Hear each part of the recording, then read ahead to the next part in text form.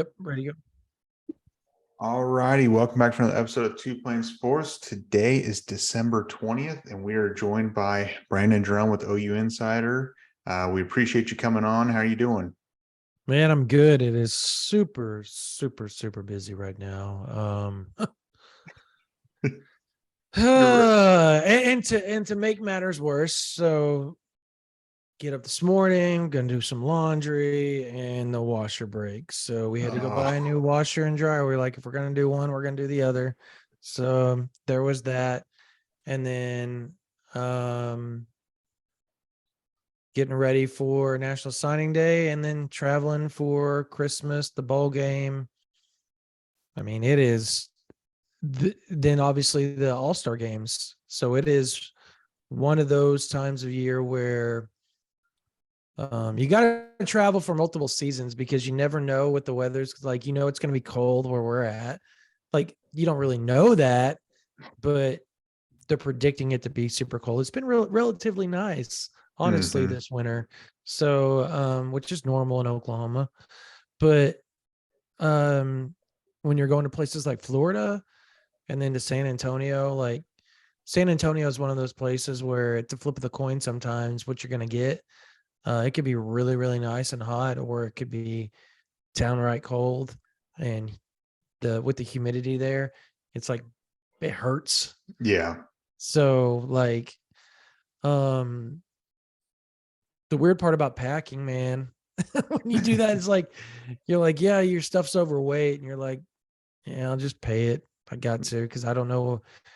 It's a crapshoot of what's going to happen. So, but I'm excited because this time of year is what all the fans live for. Like outside of the season, Oklahoma 6-6, going to play in the Cheez-It Bowl in Florida against Florida State.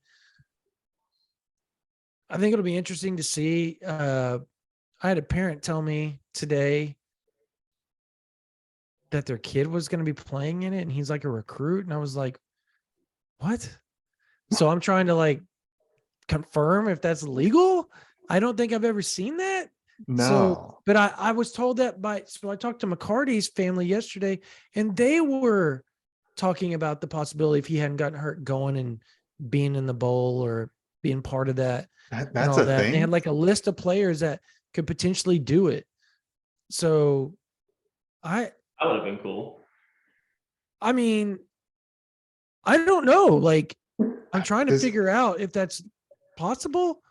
Does that burn a year of eligibility? I mean, I guess no, I don't think that would do anything. I think that's part of. I have freaking no clue, bro. Like, I don't know if that's even legal. I feel like somebody's done that before. I really do. I feel like there's a freshman that's done that, but I may have been just dreaming, which is most likely possible. At the same time, like when you get in this time of year, everything runs together and you start thinking you know things that, or you've seen things that you haven't seen, like as far as like past seasons in recruiting. You're like, oh yeah, that happened. You're like, no, wait, that didn't happen. I just don't have sleep right now. And so it is what it is. So you can imagine if I'm sleep deprived, think about the coaches right now with all the travel that they're doing as well, prepping for a bowl game and recruiting around the clock. Not just 23s, 24s, getting people set up for junior days in January. There's a big junior day in January that is going to be huge. So, man, they're just, you got to give props to them. Long story short, I guess, got to give props to Venables and his staff because they put together quite the class already with some potential big hauls left to be seen. And if that does take place, you could see a class, between 3 and 6, and closer to 3 than 6, I would assume, especially when you start adding the transfers. This thing has a chance to be one of those program defining classes at the end of the day. Last year was one, but they didn't really have the chance to contribute due to some transfers coming in and doing all that type of stuff. Well, this year, I think you've got some kids that can come in and play right away in this class. And we can obviously talk about that later if y'all want to ask those questions. But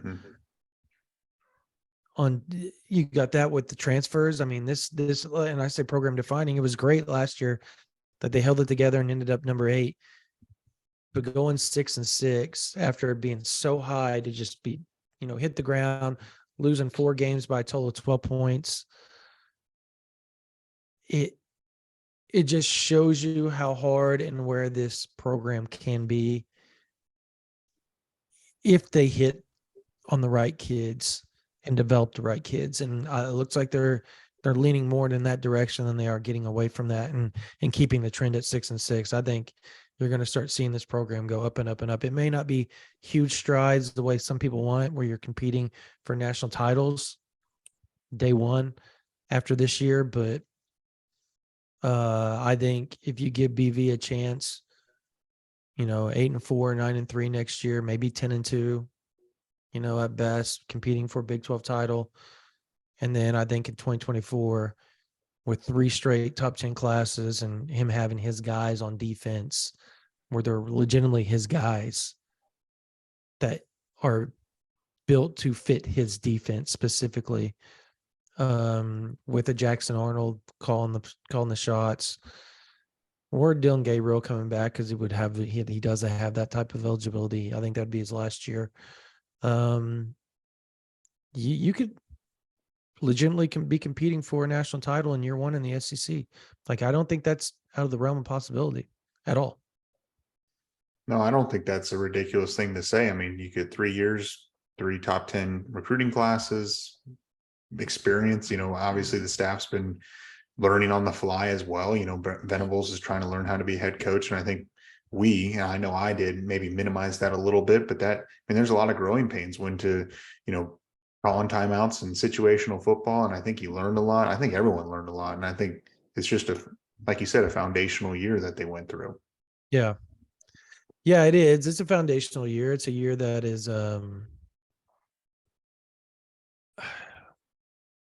it was a hard year. Yeah. It wasn't fun to cover. I'm going to tell y'all straight up, like, and I think it wasn't fun to cover because the expectations after such a strong offseason, and an offseason like we had never seen at Oklahoma before, and just the hype and the buy-in, not just with the team, but the fan base and the donors. $270 or $170 million facility paid for. Millions of dollars put into this soul mission paid for. 70 new staff hires paid for. The transfers that they got, the top 10 class, the 75,000 people at the spring game, the huge champion barbecues and party at the Palace, the huge start they had to the season. And then it wasn't a roller coaster at all. It went straight up, and it was like you're at the Titan at the Six Flags. Yeah. And you drop down into that tunnel and you never freaking come out. And you just keep going and going and going down. And you're looking up going, aren't we supposed to go back up? And it never happens. And that's really what this season was like. And I think it was just a shock to the system, to Venables, to his staff, to the players, to the reporters, to the fans, to the national media. Everybody was just like, what in the world is going on at Oklahoma? But when you actually sit down and you look at it and kind of digest what happened and understand everything, you look at some of the plays over the season, you're like, geez, dude, all you had to do was catch the damn ball and, there's a win. If you catch that ball, there's a win. If you catch that ball, there's a win. If you catch that ball, there's a win. Did you know there was 7 passes this year? 7. No, wait. Oh, yeah. There were 7 touchdown passes. I did the math on this. It's crazy. Mm-hmm. 7 plays that were just like walk-in touchdown passes that were dropped by OU wide receivers this year. And 4 touchdown passes called back for penalties this year in losses. 77 points in 4 losses called back. And they lost by 3, 7, and 3, right? Yeah. They lost 3 times. Yeah. Right. No, wait. No, hang on. That's making me second guess. What was it? Okay, we got to figure out here. I'm trying. They lost by 3 to. They lost by West 7 Virginia. to Kansas State. Yeah, They 3 to West lost Virginia, 3 to Texas Tech. 3 to West Virginia and 3 to Baylor. Yeah. So it was excuse me, it was 4 losses by a total of 16 points. Correct. 4 losses by a total of 16 points. That's right. Yeah, I think you win those ball games, guys. Just going out on a limb. Now, obviously, the defense has a lot to do with it. But if you look at the Texas Tech game and the West Virginia game, defense was pretty damn good in both those games. So, I mean, like, you know, they had their moments where they were bad, right? But they were good a lot of those games. Like, they did what they were supposed to do. Drop passes, momentum killers over and over and over. And Kansas State, it happened as well. I mean, Mims dropped a pass against Kansas State. Stoops was missed on a wide open touchdown pass where DG overthrew him. Against Baylor, Stoops right off his hip bounces straight up in the air. Now, it wasn't be a touchdown, but it was a first down. It was a big 3rd down conversion they were trying to get. And it popped up in the air and went straight to the Baylor defender. And he runs it back for a good chunk of change. There was another drop pass against Baylor that was just like, what the heck, man? And there was a couple of tip passes. I mean, it was just like if it was going to happen, something bad was going to happen in those losses, it was going to happen. And then when you add to the fact that they have no depth on the defensive side of the ball this year, when you have both your linebackers playing 90 plus snaps a game, it's not sustainable. You're exhausted. Yeah, it's not sustainable. You watch how Stutzman plays. Everybody wants to hate on Stutzman. Get it out of y'all's heads right now. Everybody that's listening, get it out of your heads. That dude played his butt off this year. He made some missed tackles. Yes, he missed tackles. He did things he shouldn't have done. The second year he's ever played linebacker in his life. Give the guy a chance. In the first year, he barely played. He was literally learning it, barely getting any PT. This is the first year he's been out there in one of the hardest defenses in all of college football to learn. And he leads the team in tackles, was first in the Big 12 in tackles. Like, this is something you guys got to look at and go, he's going to be pretty good. Sophomore, just learning the game, just learning how to play linebacker, learning how to get his keys, learning what to look for, all those type of deals. And he's playing 90 snaps a game for 12 straight weeks. It's not sustainable to be playing well in the fourth quarter all year round. And that's why you saw this big start with him. Like, he was West Virginia game, it was hilarious. Danny Stutzman on the tackle. Danny Stutzman on the tackle. Tackle for loss by Danny Stutzman for Oklahoma. Like, and it was like over and over and over and over. And then, like, at the end of the third quarter, you're going, where the hell's 28 at? Is he even out there? Because he's exhausted. Yeah. I mean, that's exactly what was going on. And what's I even don't think Agwebu should be playing linebacker. I think he should be an edge. I said it, and I'm going to continue to say it. It's what he's meant to do, especially in BV's system. And I give props to him for losing weight. I give props to him how hard he works. And he's a great human being. Great human being. But there's times when he's got to play strung out, sideline to sideline, and he's not fast enough to get to the dude, and the dude cuts upfield and goes by him. When he should have strung it out and at least tackled him or pushed him out of bounds or slowed him down a little bit further to allow other pursuit to get to him, and it doesn't happen because of his lack of speed. And I think those things are going to stop next year. I think you're going to see a completely different defense. I I totally know I'm agree. rambling and I'm just giving you all my feelings and thoughts on this, but this is like postseason. I've had time to digest my thoughts. And this is literally the first podcast I've actually been like with Parker. I let him, we both just kind of chime in and we have a set thing we're going to do. I'm just going with y'all. So, Yeah. so I missed the entire season, so I feel like I just got caught up pretty much. Pretty much so. oh yeah, you were at boot camp. He picked a perfect season to leave. I did. We got Congrats on missing that hell show, man. Yeah. At church on Sundays, the chaplain would go around with all the college football scores, and the OU Texas game, he said, yeah, Texas beat Oklahoma 49-0 yesterday. And I thought like he was kidding. I was like, what? There's no way. It was actually 49-0. And we got a phone call later that day, and I asked my younger brother, hey, OU Texas, I heard it was 49-0. Is that like that's not real, is it? And he was like, no, that happened. And I was like, it's a good. Did he tell you how that happened? Here, I heard we were running the Wildcat all game for like 8 passing yards. Well, that's a very simplistic way to put it. Yeah. There's a lot that happened in that game that makes you just want to bang your head. Like even as a reporter, literally bang your head through the computer screen.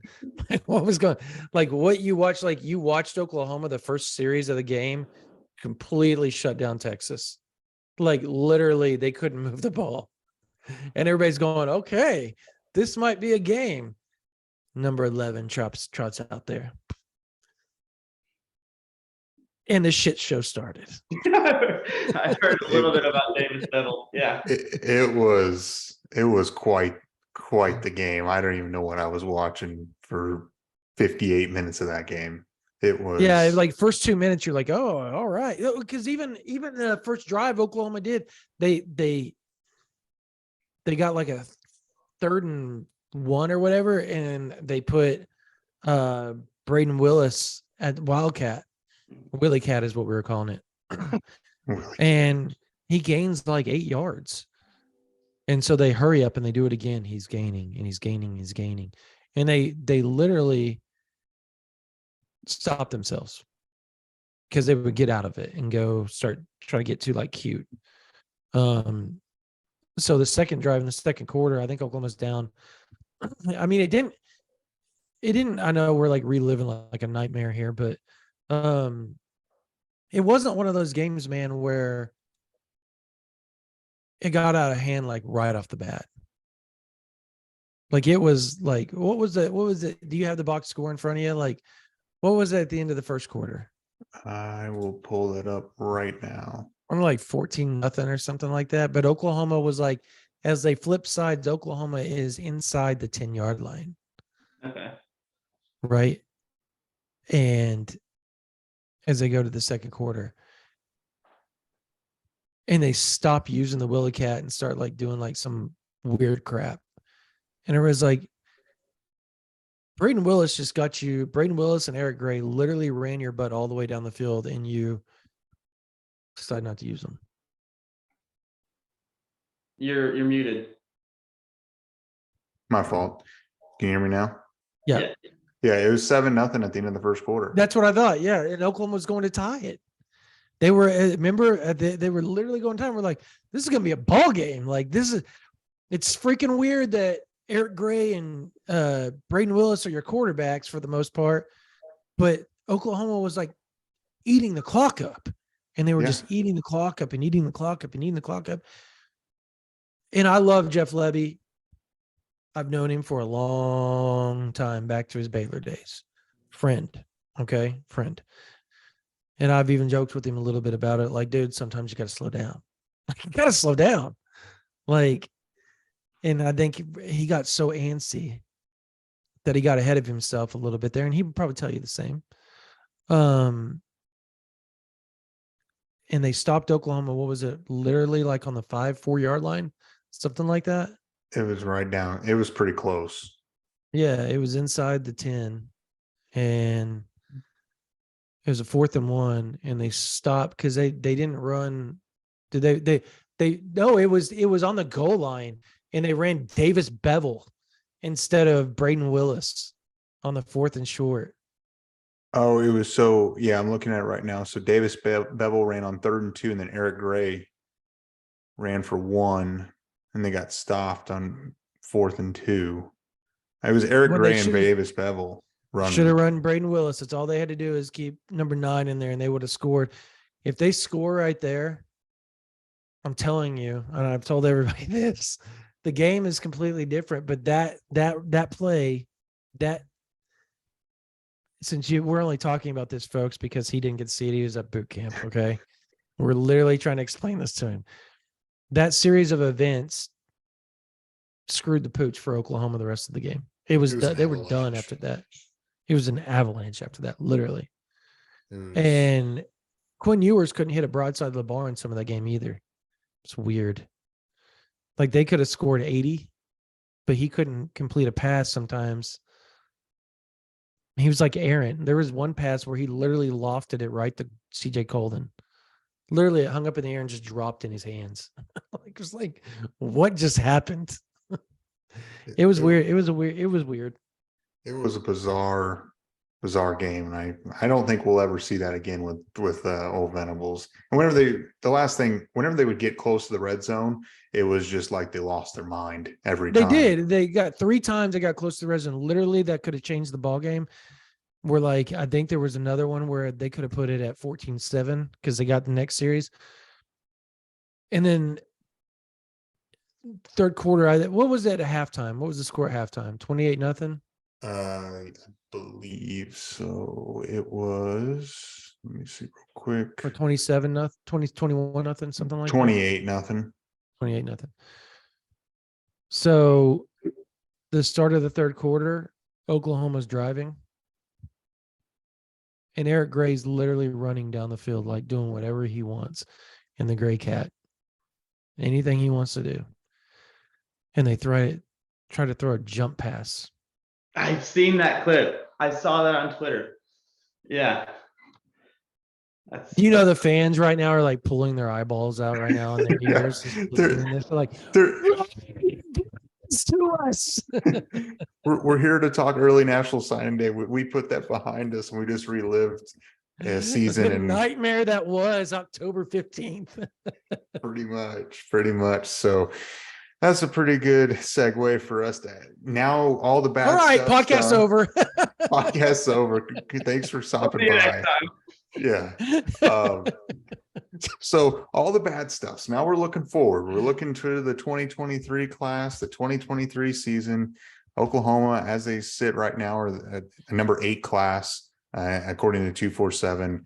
Looking to potentially, as you said earlier, could jump all the way up to maybe 3 or 4 or 5, somewhere in there, maybe even 6, but probably closer to 4 or 5. So we have to start, and I think this is probably what everyone wants to know, is 2023 5-star Peyton Bowen from Denton Geyer. We've been talking about him. You've been talking about him for literally since he's ever committed to Notre Dame and Brent Venables got hired and the staff got hired. They were talking to him. He's been on campus a million different times. Committed to Notre Dame for nearly a year. Seems like Oklahoma's trending in the right direction. Wilt Fong has a crystal ball in for him. You do as well. His best friend's going to OU. Girlfriend's going to OU. I mean, it just seems like it's going to Oklahoma, but is it going to be like an early National Signing Day deal, or what's the plan for that? This situation, we talked about it a little before. Like when I left for basic, we were talking about this, about how Oklahoma is trending in the right direction. Things are looking good. We might see this flip soon. Flash forward 10 weeks, and it's the exact same conversation. This process, Brandon, I feel like has been one of the craziest recruiting processes for a while. It has to be. Yeah, I mean, I've dealt with some wild ones since I started covering here. I mean, Orlando Brown was weird because Oklahoma really wasn't that much in it. And on National Signing Day, Tennessee calls him. They're like, hey, you know how you were supposed to be going to us? I don't think that's going to happen. I think there's some school issues, some course issues that are in the SEC that don't really affect I think it was like a math or something like that. I can't remember specifically what it was. But it ended up working where like randomly, I just remember sitting there and I was like, I get a text from somebody and they're like, there's a name that's going to pop up that's just going to shock you here in just a minute. It's like, okay, who is it? And they're like, Orlando Brown. I was like, no way, dude. Okay, whatever. 5 minutes later, the tweet comes out, welcome Orlando Brown to the University of Oklahoma. And I was like, what? How did this happen? So I start texting and calling people and they told that story, you know, like Tennessee basically just cut him off last second. So that was weird. Deshaun White was weird. David Agwebu was weird. Both those obviously ended up working out well for Oklahoma versus Texas A&M. This is prior to what do you want to call that?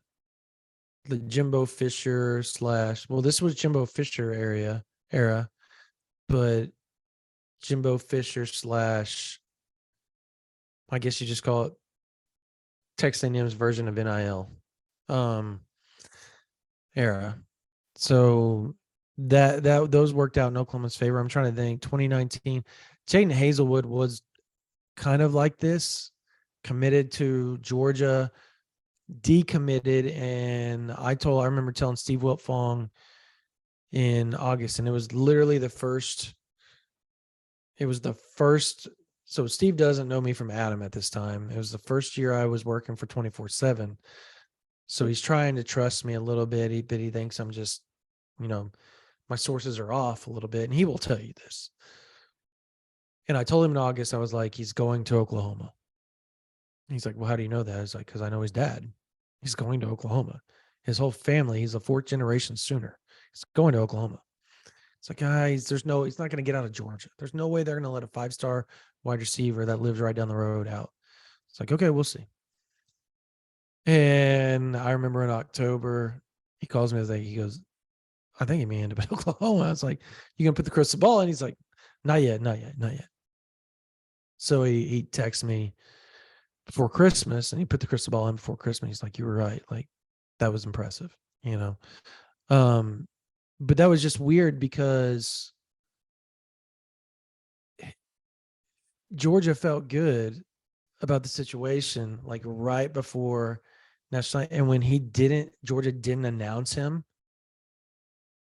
And so 24 hours after National Signing Day, they're putting this little program, right? So any school can go look and see who signed with who.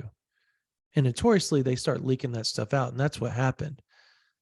So Georgia starts leaking out that he's not going to Georgia. But they were feeling really good up until that point. Like, they thought he was going to Georgia, and he announces at the once called Army All-American Bowl in San Antonio. And just, I know I'm kind of digressing here, but the funny part is so his whole family knows me because I've known them for a long time. So there's like I'm standing there at the podium with them, and they're about to do their thing. So Jaden walks over to me and he hands me his phone to record it live on Instagram. Well, his dad hands me his phone. His mom hands me her phone, and I have mine. So I have like 3 phones. I'm like trying to balance them and not like shake around so that they can get their lives going and everything like that with their Facebooks and their Instagrams and all that for all their friends. And it was so weird. Everybody's like making fun of me.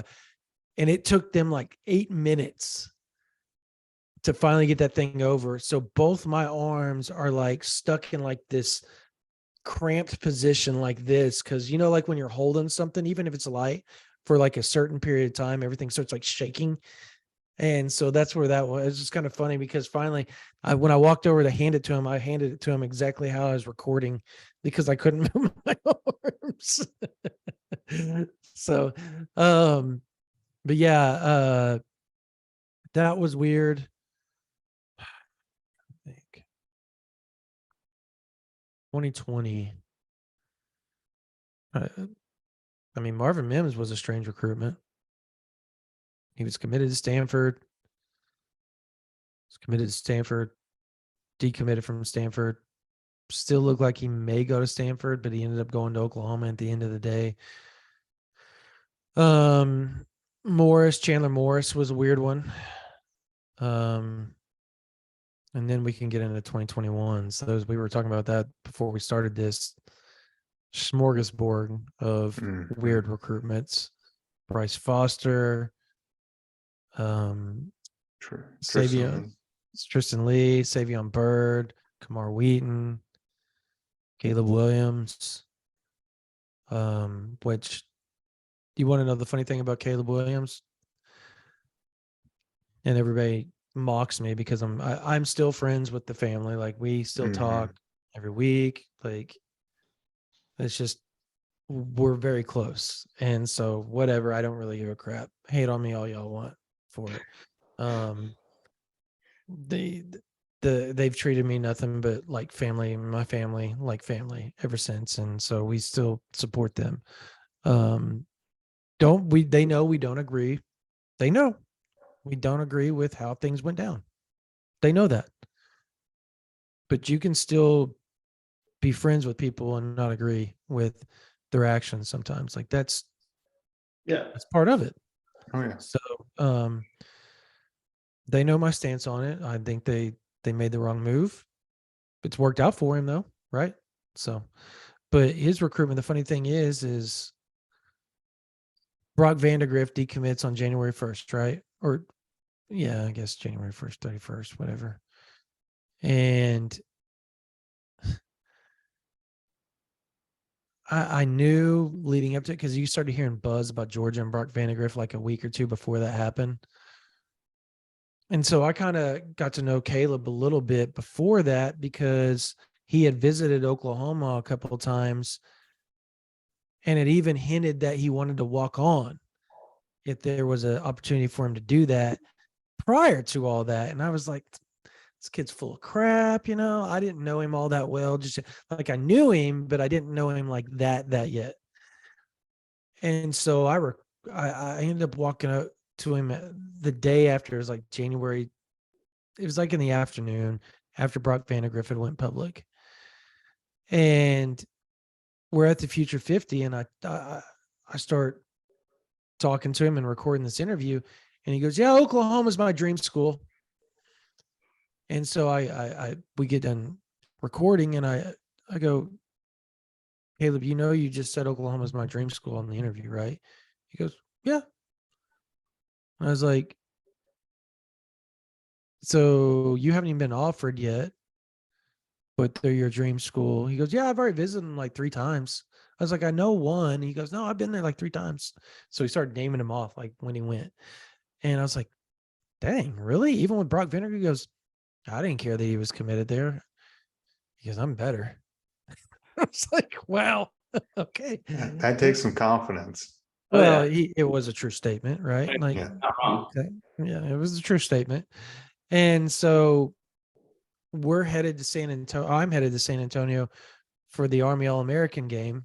And they do the combine the week leading up. And when they do the combine, all the people that are going to play in the game come there. And they do all this. So there's Brian Breezy, Brandon Ennis was there somehow. I don't remember how he got there and why he was there. And a bunch of other guys were there, and we're just talking and chatting it up and all that. And but anyways, I'm waiting in line at the airport, and they call our group out. They're like, Group A, you know, in the Southwest. So it was like Group A, you know, number 40 through 45 or whatever. And so I get in line, I turn around and I look, and Carl and Caleb are standing right behind me. And so we end up sitting next to each other on the flight and talking the whole way there. And that's how all that started. And that's when I put the crystal ball. I literally put the crystal ball in on the flight. I got the internet, put the crystal ball in that he was going to Oklahoma. And everybody thought I was crazy when I did it, but I knew. Yeah. So That's pretty cool. That's a cool story. Anyways, yeah, there's been a lot of crazy recruitments, man. Like, and this one stacks up with the top. I would probably be can't even talk about it. I would probably say Kamar Wheaton is, well, you know what? Jace McClellan might be number one for me. As far as just freaking weird. That one was bizarre to be committed. Well, you for as have the long as he was. mom talking on OU Insider and coming there and like talking to people and getting after people for saying things about her kid going elsewhere and like doubling and tripling down that he's going to stay with Oklahoma on the message board. Yeah. And That's then bizarre. 48 hours later, he's committing to Alabama and signing with them. Weird. And I knew that that wasn't true, that because at the time, Boulware unfollowed him like a week before National Signing Day. So something was amiss, but nobody would talk about it. And I finally got a source to talk about it like probably 72 hours prior to National Signing Day. Like, yeah, we don't think he's coming to Oklahoma anymore. And so that was a weird deal. And do you all remember that recruitment at all? I followed it. It was a bizarre recruitment. It was weird because for 2.5 years, he was just straight up committed to Oklahoma and there was nothing like He was the first commit in the class, right? Him and Scooby Carter. Yep. I was there when they did it. So it was the 2018 Champion Barbecue. And at the time, Jalen Redmond calls me.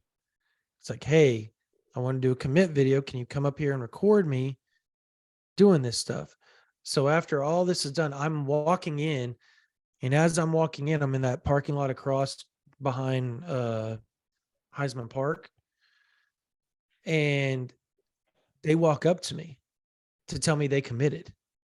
So I like interview him right there, like not like video or anything. I just did an audio interview and I went on about my merry way and went inside and like the stadium was open. So Jalen, you know, wanted like this thing where you do this, and you like pan out and they still had the scoreboard on. So the only people that were like outside at the time were like the construction workers and stuff, or the people taking down everything. And I didn't like, we didn't see any, there was like nobody around except for me and Jalen.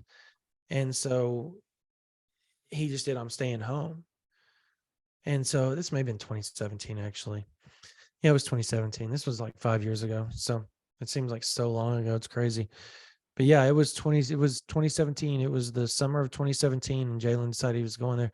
But that's how the Jace stuff happened. And from that point on, he was committed to Oklahoma from like July of 2017 all the way to December of 2019, going into, so like 2.5 years committed to Oklahoma, and then bam, gone.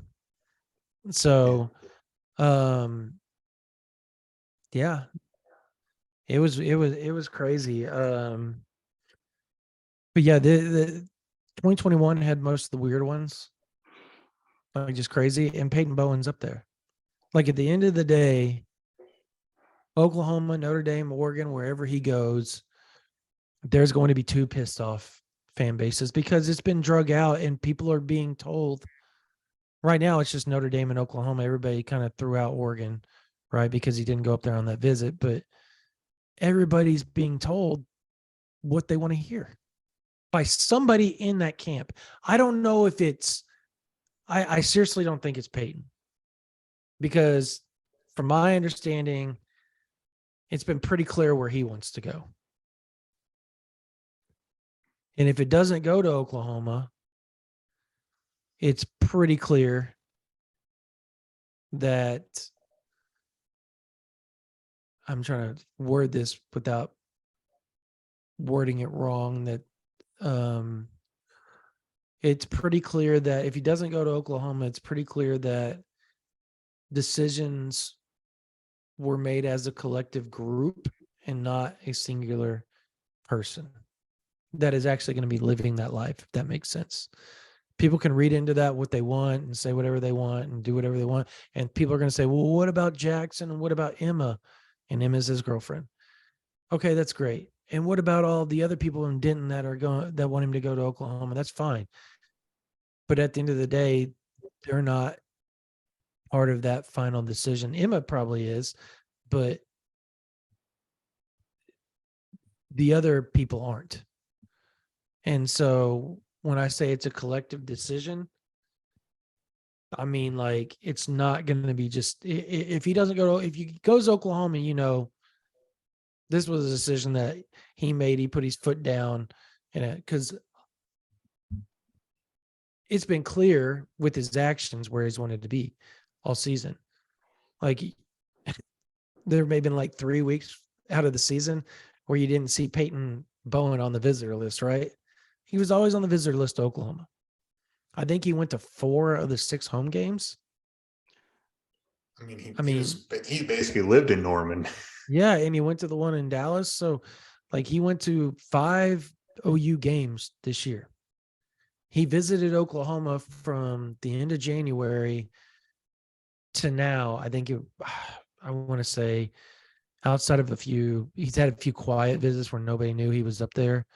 I mean, we knew, but we didn't report it because we were asked not to report it. I would probably say he visited probably 12, 13, 14 times. How many times he's been South Bend? Yeah, I knew that's what I was going to say. How many times he's been to South Bend? 2, 3. 2 or 3. How many times has he been to College Station? I think 5 times to College Station. How many times have you been to Eugene? Once. So follow the visits, right? In theory, but we live in that world, but we don't live in that world, if that makes sense. There's outside circumstances that come into play now that can change that whole follow the visits. Yeah. I mean, at the end of the day, this is why Brent Venables was brought in to close out on great defensive talent. And, either way, you can't fault, if he does go to Notre Dame, you can't fault the OU staff for not trying and doing their best.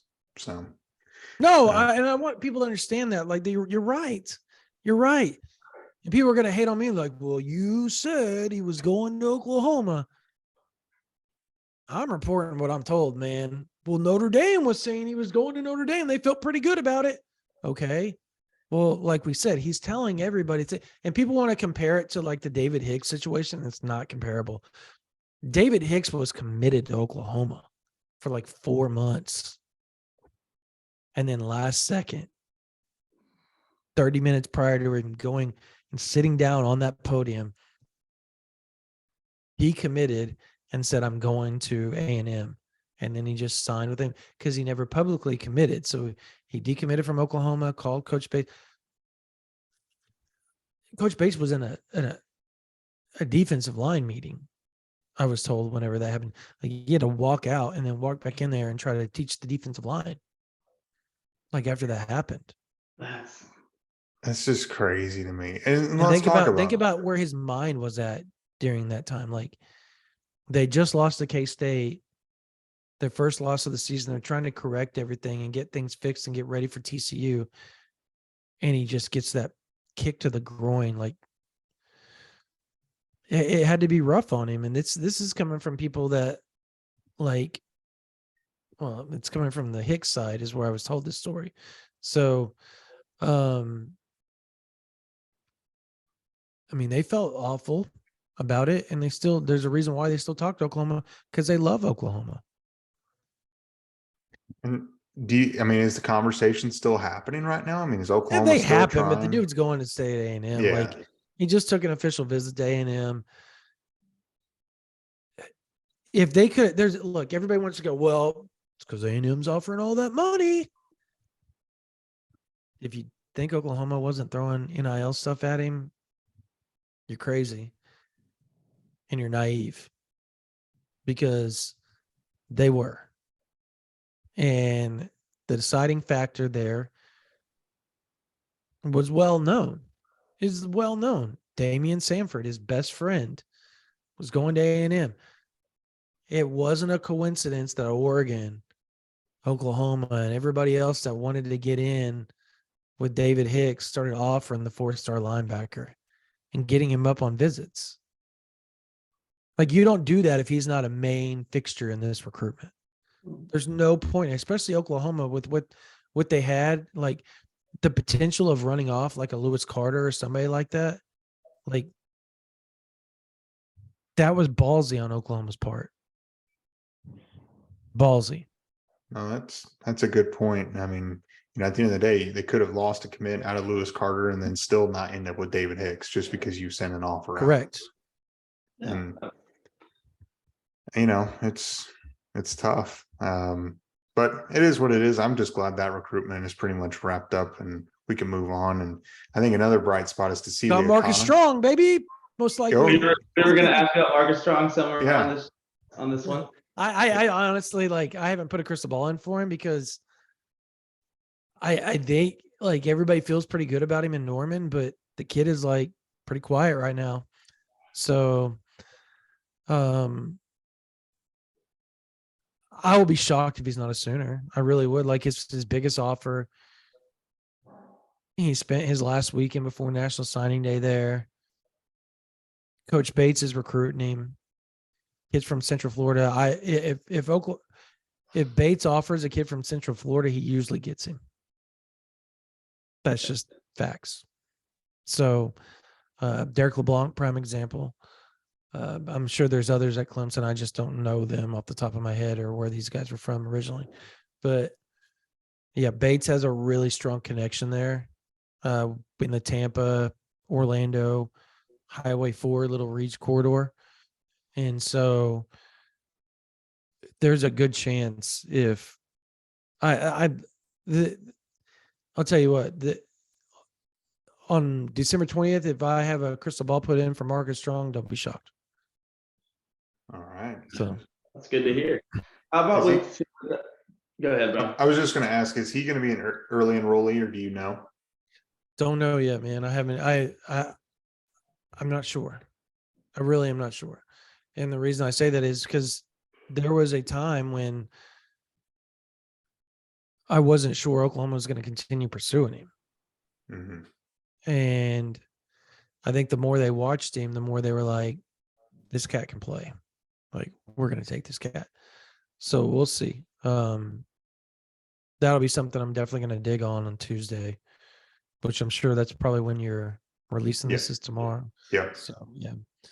So if you're on OU Insider and you see a note on Marcus Strong, I told you it was probably coming. I've got some things I need to iron out before I put that up, though, because I'm just not going to throw around bull crap. I want to make sure that I have my I's dotted and my T's crossed before I put something up. So where do you think Oklahoma sits with Tassila Akana? The guy we've been I think they get him. I do. I think that's where everybody kind of feels he's going. Look, if Blair Angelo says he's going to Oklahoma, I have a feeling he's going to Oklahoma. I thought the funny thing is that there was like this buzz about Texas, and literally within 2 hours of Texas is making a run, all these crystal balls popped in for Oklahoma too. Like, and everybody's like, wait a second, I thought you said Texas was making a run. Well, maybe not as strong as we thought it was. So yeah.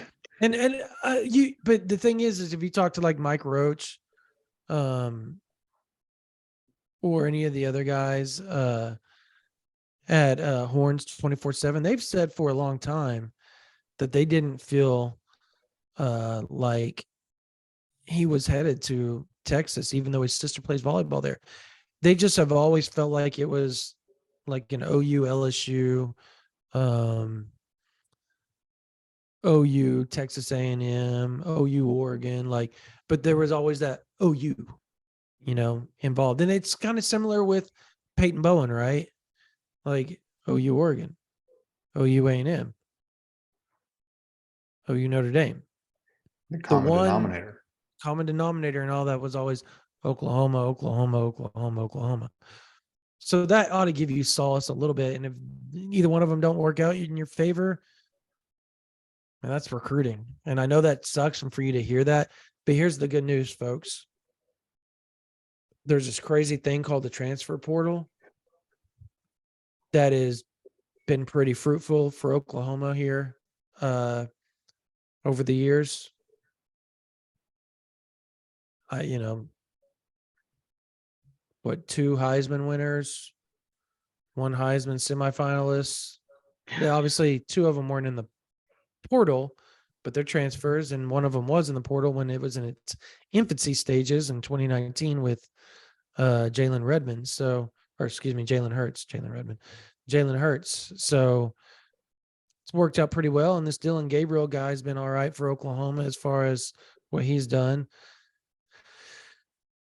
I think what you got to do is you got to start hitting on outside of that. Eric Gray's been really good. Wanya Morris was up and down. Key Lawrence has been up and down. Jeffrey Johnson was up and down. Trying to think of some other portal guys. TJ Colden looks like he had a pretty good season. I mean, I didn't get to TJ watch. Colden turned out to be really good. Yeah. And it would be great for him to return to Oklahoma, but he's not going to. He's going to go to the NFL. The way he ended the season was kind of very similar to Trey Norwood, where it just seemed like there was an interception every week leading up to the final week of the season, just like Trey, and it like boosted his stock. I think CJ Colden is on that trajectory, and I think he's going to get probably a 5th, 6th, 7th round draft pick, maybe late 4th, but he's going to get drafted.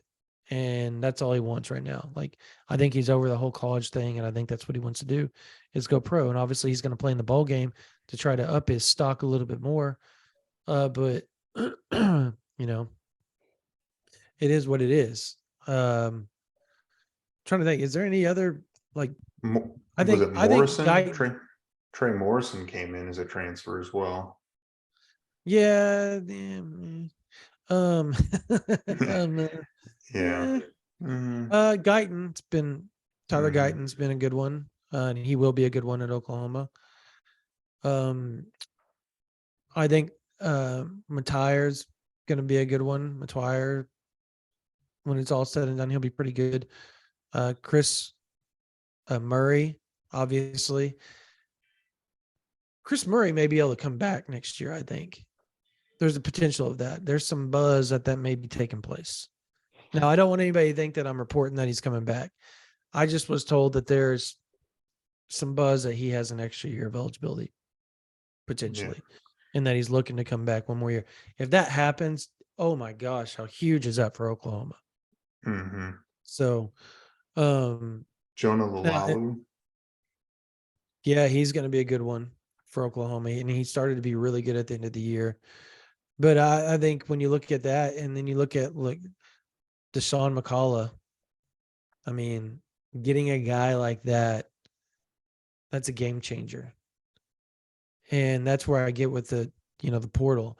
And there's going to be another round of entries after the bowl season. Like, you're going to see throughout the next 3 weeks, a bunch of names pop in.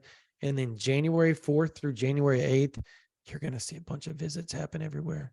The problem Oklahoma's running into is I don't think they have maybe 2 or 3 official visits left. Yeah. It kills you. Like, with all the transfer, and Oklahoma's not the only team in that boat. They're not the only team in that boat. The NCAA's got to do something. They've got to get a bylaws to where you lose. So you lose 17 guys, you get 3/4 a percentage back of visits. So, or you get 1 for 1. I mean, so let's say they lose 17 guys, they should be able to get 14 visits out of that. But you got to replace them with transfers. You can't move that over to get a high school kid and bring them in for a visit or anything like that. I'm just kind of spitballing ideas, but they've got to fix that because these programs are running out of visits. And there's a lot of talent that they want. Yeah, well, it's not just that. When you're losing guys, you got to replace them. Yeah. Well, like to stick in the portal here just for a little bit and segue just a little bit on the defensive line. Trace Ford announced yesterday that he's shut down his recruitment. He's a guy who obviously just visited Norman recently. His teammate Mason Cobb just committed to Southern Cal. Where do you think OU sits with Trace Ford? I think he's going to USC.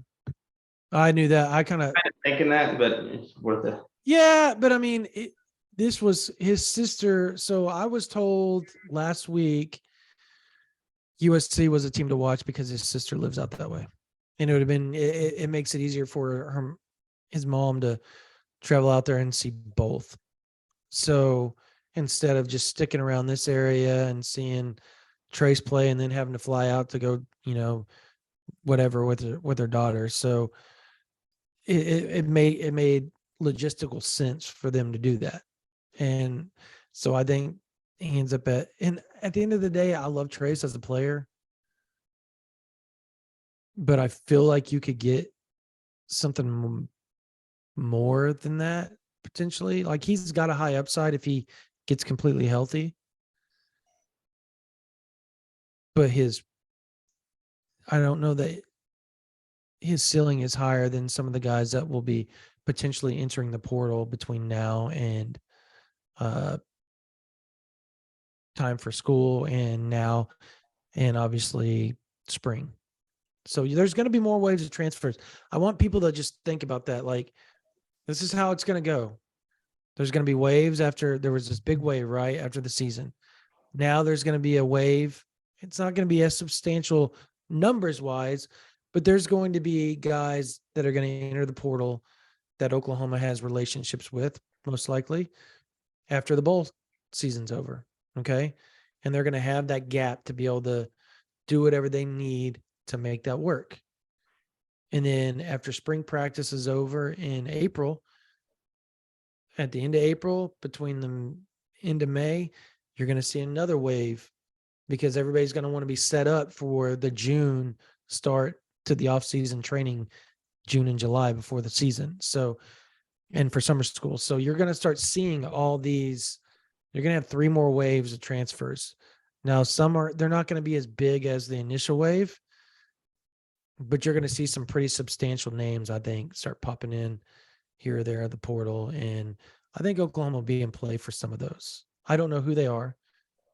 I don't know what position they are, honestly. Like, I'm not just saying that. Like, we knew Deshaun McCullough was getting in the portal back in October. If you watched our podcasts or our lives, we hinted about that. You know that. We hinted it back in October. Like, wouldn't that be an interesting name if he got in there? Because it just didn't make sense for him to stay at Indiana. Zero sense. Once his dad's was gone, there was no point. And I knew there was connections. And I knew some people up that way that told me that dude is out the second the season's over. And that's exactly what happened. And we hinted to it. Like, we were like, well, he may not end up at Oklahoma, but wouldn't that be interesting? Now, we kind of had a feeling Oklahoma was going to be in play there. No. So, I mean, all you got to do is follow the recruitment of where the kid wanted to go. It was Ohio State, Clemson, and a couple other teams that were in it to start. And Venables and his dad is really tight with Jay Valai. They coached together at Kansas City with the Chiefs in 2018. So the family was really tight with the Oklahoma staff. Made complete sense. So that's why we kind of hinted about that back in October. It wasn't like we thought he was going to end up at Oklahoma. It was that we thought that was a potential possibility if that took place, and it just so happened to take place. What about a JUCO kid by the name of Keyshawn Blackstock? OU got put in his top 5. Obviously, an interior offensive lineman. OU would probably be happy to take him, I would assume. Yeah. I assume, and I don't think he's been on campus, but I don't really feel great about his recruitment until he visits, unless he's already visited and I didn't know. Do you think Oklahoma is in the running for him, or is he more looking towards, I know Michigan State, I believe he's been on an official with Michigan State. What's your sense on his top 5 and if Oklahoma's truly in play or not? So I'm gonna have to actually look at his top 5 because his recruitment's been kind of janky. Top 5 is OU, Michigan State, Oregon, Tennessee, and USC. So Tennessee and Michigan State are the teams I hear the most about. I hear Oklahoma, but I think he may have came down for an unofficial. Don't quote me on that. I can't remember specifically if that happened or not 100%, but I feel like he likes Oklahoma. His dad really likes Oklahoma. The problem is the visit.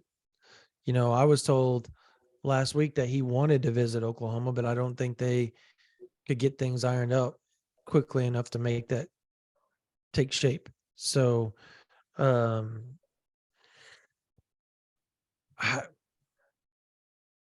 if he ends up at Oklahoma, it'd be a great get, but I'd be shocked. And if it's a shock, I will sit there and be like, "Well done, Peyton Bowen on that one. Don't know how you got it, man, but you did."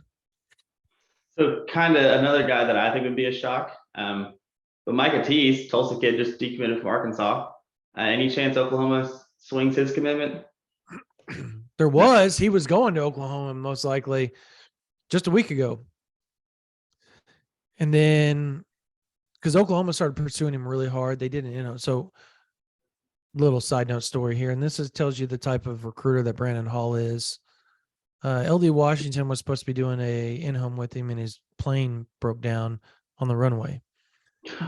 And so I was talking to some people up in the Tulsa area, and they were like, yeah, B Hall just kind of showed up because he was like, in the area. And so he gets there, and I guess people around Booker T said that was like the best in-home that they had. Like blew him away to the point where they're like, we want them to come back. And so what happened is they had it set up for Tuesday at 6:30, last Tuesday at 6:30. They're supposed to do an in-home. And Oklahoma kind of shifted gears last second on what they wanted to do wide receiver wise. And this is just me talking to people, sources, stuff like that. And I think at that point, it was pretty evident that one, the in-home wasn't going to take place, and it didn't. And two, Oklahoma is looking for more play now guys that could come in and be big contributors like day one, like a Trey Harris, like a Caden Prather, or a Dante Thornton type guys.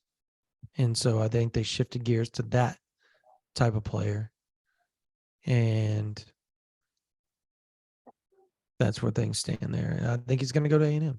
Or didn't he announce something today? Like he may have announced earlier. I'm pretty today. sure he decommitted, didn't he, from Arkansas? Yeah, he beat Arkansas for sure. Yeah, but I thought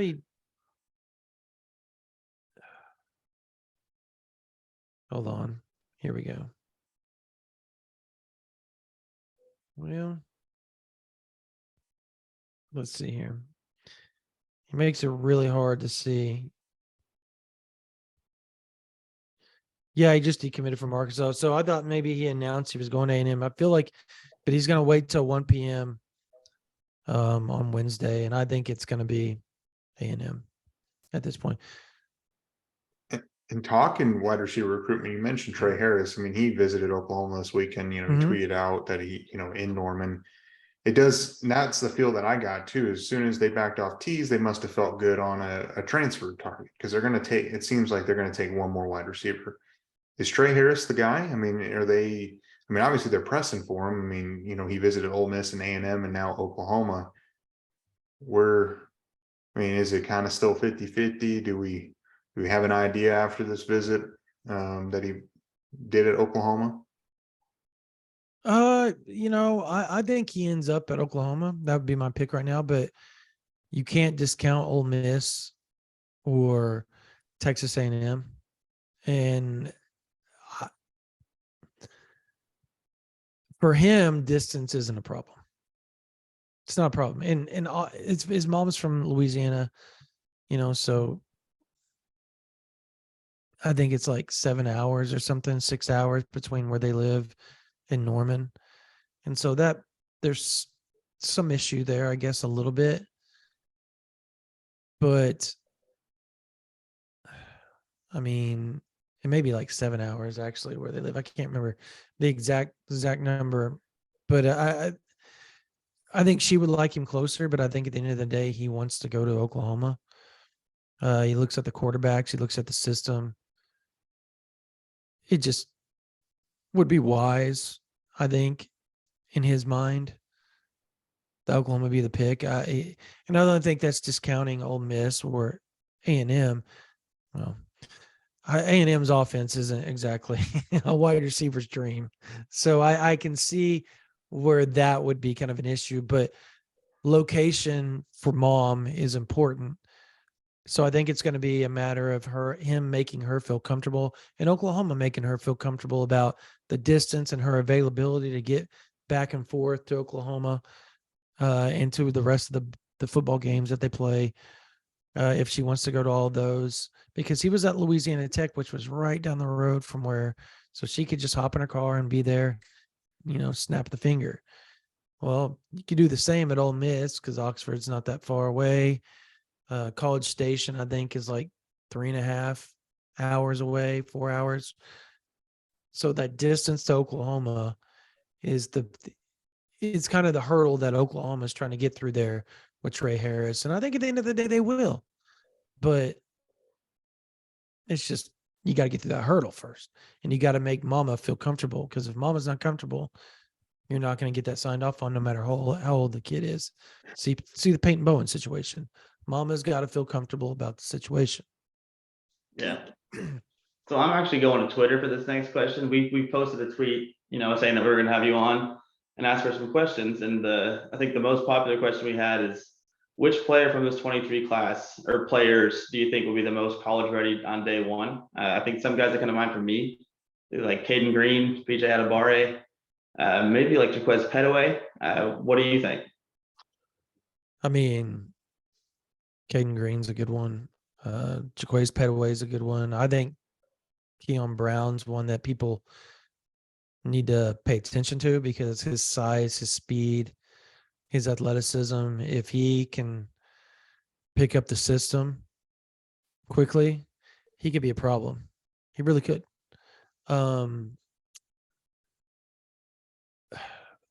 Defensively, obviously, if Peyton Bowen commits, I think he's going to be playing, early quite a bit. I'm not going to sit there and say like he's going to start, but I think he's going to be in the rotation as far as the secondary goes or the safety position goes. I think Lewis Carter is a guy like at the cheetah position that could come in and shake some things up. I think it's going to be hard to get in that rotation with Deshaun McCullough and Justin Harrington, manning that spot right now. Both those guys just freaks, like physical freaks, and can do so much. And the fact that Harrington is staying at that position now, he's not moving around. He's gonna compete, and he's gonna probably get some playing time this year. But I still like Carter's athleticism and speed. So I don't want to sit there and my allergies are killing me today. I don't want to sit there and say he can't compete and potentially play quite a bit there, but I also don't want to sit there and say that he won't, because I think there's a lot of things that he does really well that could benefit Oklahoma next year. If he's got to gain some weight, though. I mean, I think he's in a lot of the same position with Kip Lewis, where like the weight is going to be crucial there for him. Derek LeBlanc, I think he gets kind of forgotten how good he is. Like, that's a dude right there. I think he had like 15 sacks on the year. Yeah. He's stupid good and plays at very high level in Florida. I think he's very underrated with his skill set. I think Andrew Ivins is the best evaluator down there, and he obviously leads the evaluations with 24/7 Sports. And I've told Andrew I think they're underrating him. I've told him that. He doesn't take that personal. Every time I've watched Derek, he's been really dominant in everything that he does. Now, I also don't know a lot of the other stuff that they know down there, so it is what it is. But if Bates and Venables are really high on him and feel like he has a chance to play right away, I do too. I mean, he's going to come in at 280 pounds, 6'4", 280 already, has a chance to get up to 290 early on as a 3 tech. It's not bad, right?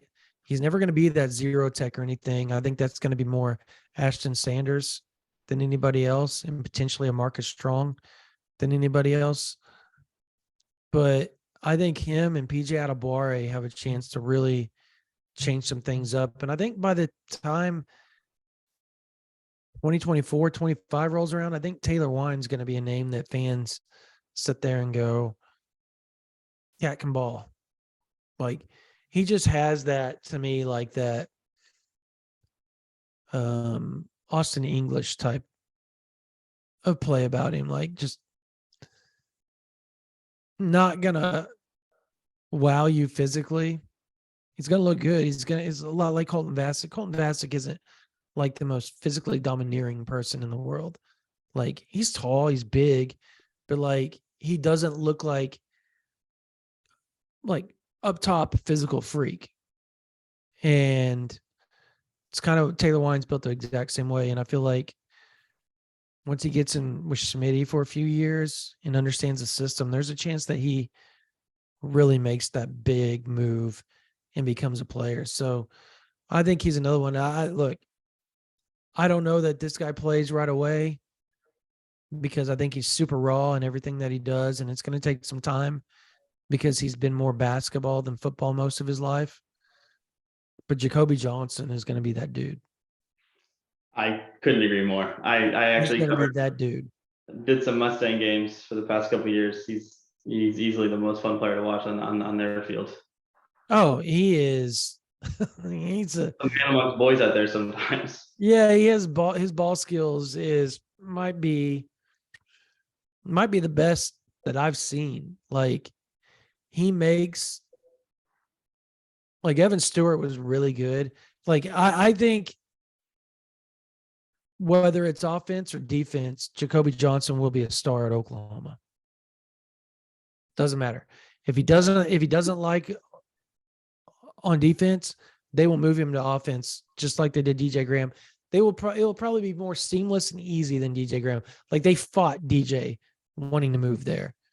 I think there will be a point where they're just like, dude, go run your routes, go score some touchdowns because you're that guy. Because he runs a legit 4.4. Like, he is a freak. He is a physical freak.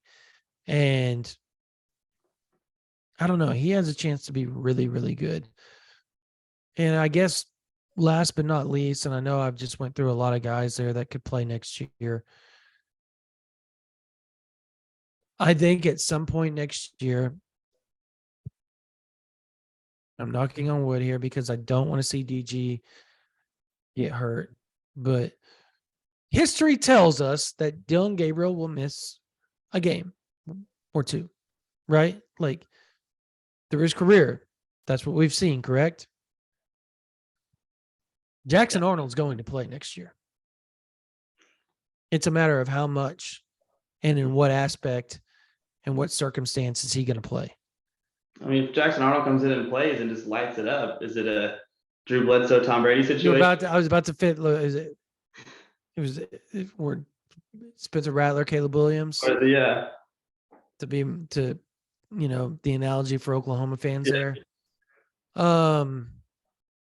Jason White, Nate Hibble. Trying to think about Rep Bomar, Paul Thompson. Who else? Of course, PT ended up getting back 2006 because Rep was gone.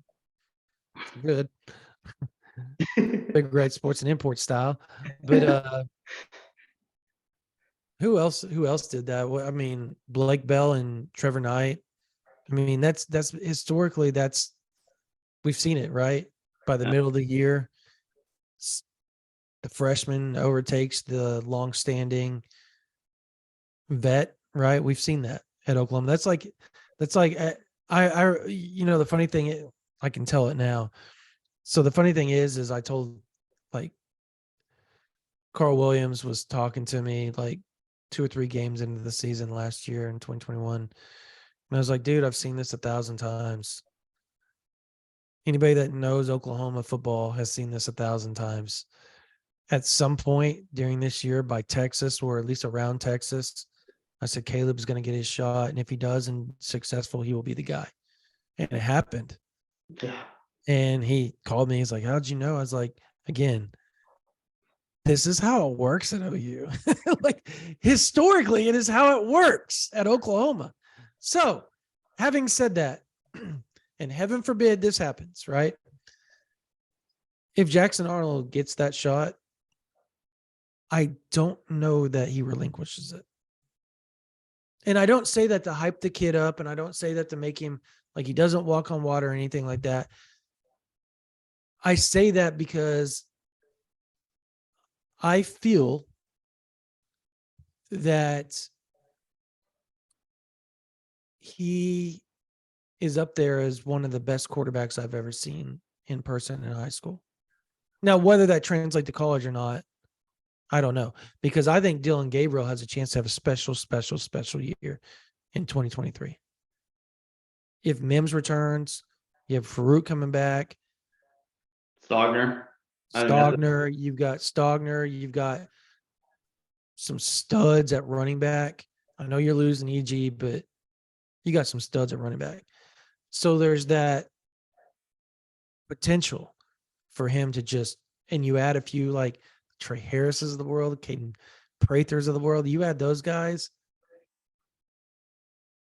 and he has an offensive line with Big Sexy, Jake Sexton, Matire, Rame, Taylor, and Guyton. Bird, I mean, what have you, and they mesh the way we all feel they can, because if you just name that across the line, it's like an elite offensive line as far as like recruits go, right? And a lot of high ranking guys sprinkled right there across. It's like heaven for Bill Bedenbaugh as long as they're tough. And if that happens, DG's got a chance to really, really light it up and be that guy next year. So I do think Jackson Arnold gets playing time. It's a matter of how much. It's circumstantial, I guess, is how it's going to play out. So that's how I see that question answered. I like it. I think my last Long. question. Yeah. My last question will be, was there any guy that we didn't talk about? Any other recruit that, maybe Oklahoma's picking up steam with? Anything that we didn't cover? Maybe keep an eye on for early National Signing Day, or I guess February signing day. I don't know. I mean, trying to think if there's any like O-line or anything that Oklahoma is pushing, or I don't think so. No. I think the names that are out there are out there. I do think transfer portal is going to be fun for Oklahoma fans to watch in a good way, because I think they're going to pick up some more. Like they've already got two really, really good players lined up in that portal with McCall and Stogner.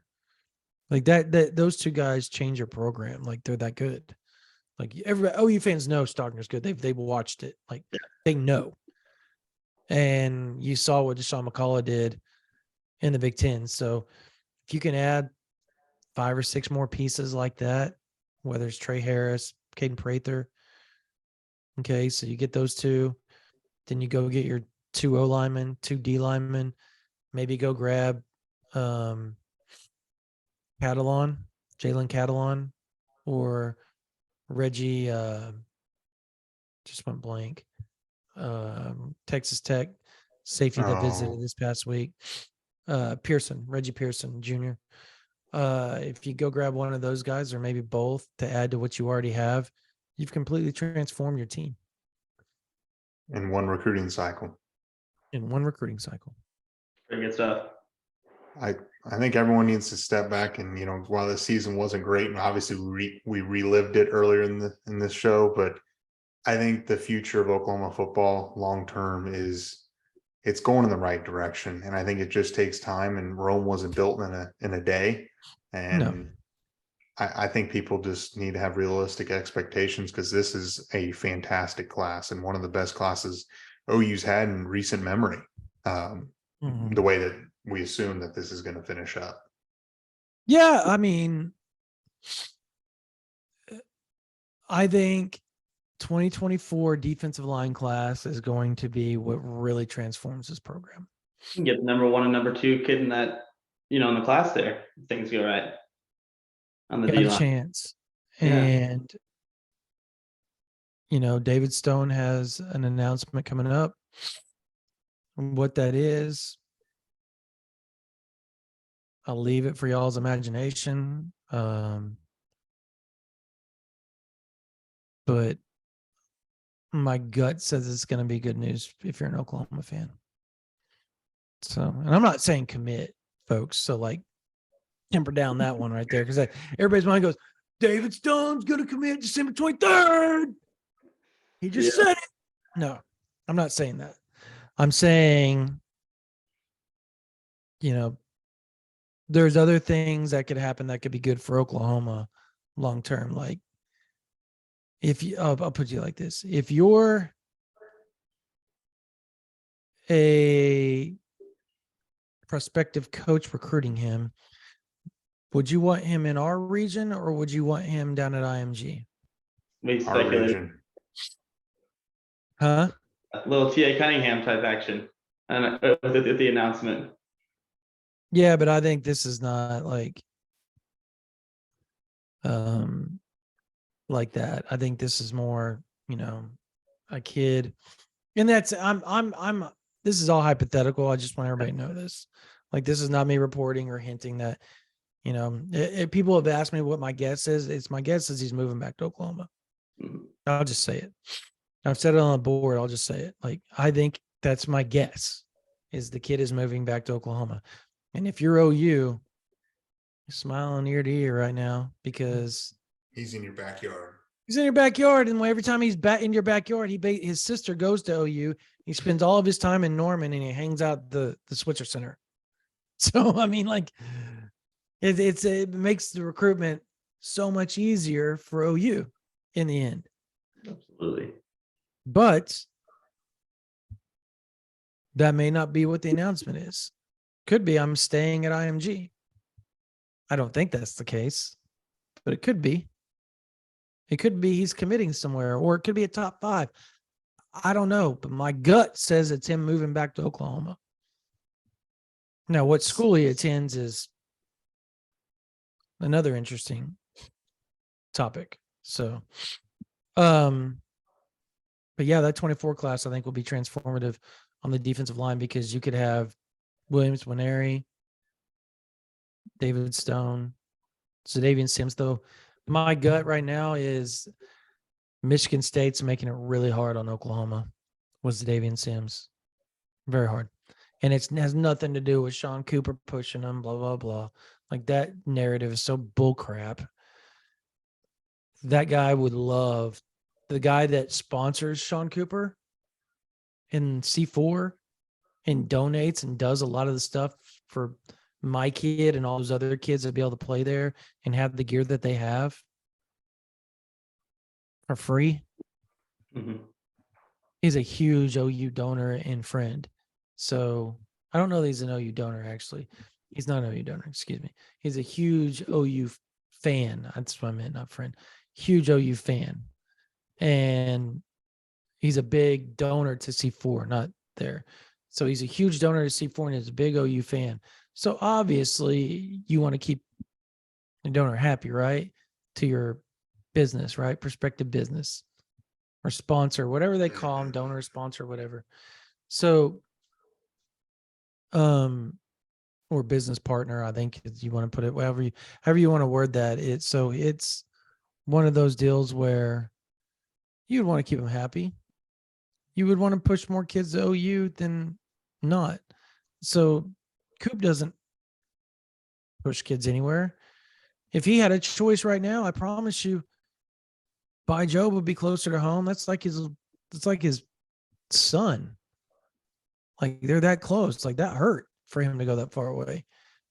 But it's what made By happy. People need to understand, like, recruiting isn't as what y'all think, and there's not a lot of malice and conceit going on behind the scenes that people believe that there is. Like, the blue chips and all that, the movies that make it look, the program, make it look so dirty and nasty. It's not real life. It's not real life. Some of that goes on, obviously, but it's not as dirty as people. It's dirty, but it's not as dirty as people think it is. Anyways. Yeah, it's all about how it's all those videos and everything else and the rumors and people just think the worst. Oh, yeah. I mean, Good times. do you think Oklahoma's in the running for this is my last one? Colin Simmons at all from Duncanville? I think they're in the running. I don't know that they're pushing hard for him right now. I think there's some things that they probably need to, they feel like, to me, he's more of a stand-up jackbacker type frame because he's what, 6'2", 6'3". He's not like real long. Does that make sense? And if you're in a normal four-man, Oklahoma runs a four-man front, right? And they shift it and do all that type of stuff. So they'll have a zero tech. They'll play overload. They'll play, shift weak side and all that type of stuff. Like they line up differently, but it's usually a four-man front. And now they do a three-man front at times, but it's a 3-3-5 and not a 3-4 where you got stand-up jackbackers. You don't have a Nick Benito coming off the edge or Obo Okoronkwo or anything like those types. Eric Striker, that's not the type of player that BV has, right? Does that make sense? And that's what he is to me. So if he can prove to them that he's a hand in the dirt, 7 tech, 5 tech, 4 tech type guy, I think at the end of the day, they could push hard for him. And I think they'd have a really good chance. I think Caden Durham, his teammate in Oklahoma, are very much in play. So I would actually almost pick Oklahoma, to be honest. He's a legacy. And Durham had quite a season and led Duncanville. Yep. Just won offensive MVP, state title game too. Yeah. Not a bad dude to go get to winner. Not at all. Not at all. So, well, I think that's everything we've got for you. Yep. Again, we appreciate you coming on. If people that are watching, if you made it this far, like the video, subscribe to the channel. Also, Brandon, if you want to plug, I think you guys are you running any specials for OU Insider or anything like that right now? Yeah, I know people, we talk about Paramount Plus. I can't push Paramount Plus to y'all, but if you go to the site and you look, there's 50% off OU Insider and all of 24/7 Sports. And it comes with an added perk. Take that for what you will. So literally $53 will get you OU Insider VIP. It'll get you all of 24/7 Sports VIP. It'll get you all sorts of stuff, access to information that you could never dream of. These guys are on it. They know. We put out information every single day. And if you want to compare our notes with somebody else in another program like Notre Dame or Texas or Alabama or whatever, you can go to those sites and see their VIP because you signed up for us for $53, get you a whole year. We'll get you through National Signing Day, the other National Signing Day in February, all the junior days, spring practice, all the spring visits, recruiting, spring game, Champion Barbecue, all the off season, Party in the Palace, the practices, fall practices, all the season again, and then back towards close to National Signing Day, all for $53. And you get that added perk. That added perk can get you Tulsa Kings, can get you 1923, 1830, 31, right? 1831, right? Is that what it is? 1883. Kings of I found this on the web for 331. Oh yeah, right? There you so go. it's 183. Thank you, Siri. What's the one with Jeremy Renner? I always forget. The prison. Oh, I know what you're talking about. The mayor of Kingstown. Mayor of Kingstown. The offer about the making of The Godfather, all that type of stuff, man. That's what all that gets you. $53. It is worth a value of probably about $250. Oh yeah. Not a bad deal. So it's worth it. It's worth No. it. Just saying, but I'm not saying. Yeah. You know what I Not mean? a bad deal at all. Definitely. Might as well go over there and sign up. So, but Well, I again, appreciate y'all having me on. yeah, we appreciate definitely. It's always a blast. Yeah. Yep. So we'll have to do it again after National Signing Day, after the holidays. We'll have to get you back on when things Oh yeah. start slowing down a little bit, because it's about to become extremely hectic for you and Parker and everyone else in that recruiting realm. So again, we appreciate it, and we will catch you guys later. All right. Thanks, man. Yeah.